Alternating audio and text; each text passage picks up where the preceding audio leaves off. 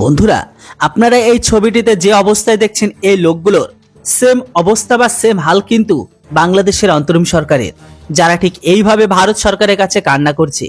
আর যদি ভারত সরকার তাদের সাহায্য না করে তাহলে সারা জীবন এইভাবেই তাদের কান্না করতে হবে। হ্যাঁ বন্ধুরা, ইঁদুর তার অকাতকে দেখে নিয়েছে, আর এমনটা বলা কিন্তু এখন একদমই ভুল হবে না। দেখুন বন্ধুরা, আমি এই খবরটির কথা বলছি। আপনারা যে আর্টিকেলটিকে দেখছেন এটি হচ্ছে এবিপি লাইভের আর্টিকেল, যেটিতে বলা হচ্ছে ভারত নিজেদের যে মালগুলো বাংলাদেশে সাপ্লাই করা বন্ধ করে দিয়েছে, যেটির কারণে বাংলাদেশের মার্কেটে যে আগুন লেগেছে, জিনিসপত্রের দাম যেখানে আগুন ছুঁয়েছে, সেটিকে দেখার পরে বাংলাদেশ আর বাংলাদেশের অন্তরিম সরকার ভারতের কাছে দুই হাত পেতে ভিক্ষা চাইছে আর বলছে যে আল্লাহকে নাম পার আমাদের যে কোনো প্রকারে ভারতের সাথে ব্যবসা করতেই হবে।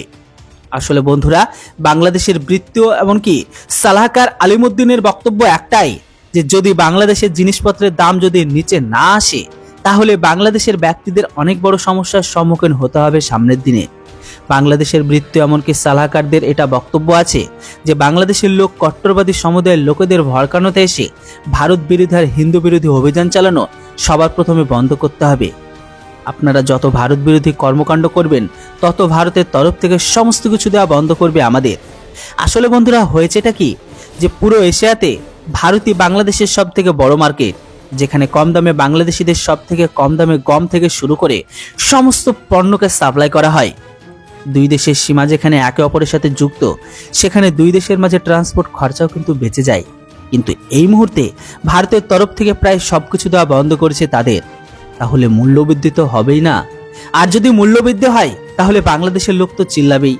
আর এখন বাংলাদেশিরা এই কারণে চিল্লাচ্ছে কেননা গত বছর বাংলাদেশিদের সাথে ব্যবসা 16 আরব ডলারের ছিল ভারতের, যেটি এখন প্রায় 7 আরব ডলারে চলে এসেছে, যেটির ফলে ভারতের তরফ থেকে না কোনো নিবেশ যাচ্ছে আর না কোনো পরিযোজনা যাচ্ছে তাদের দেশে, যেটাকে নিয়ে বাংলাদেশের রাষ্ট্র সুরক্ষা সালাহকার অনেক চিন্তিত।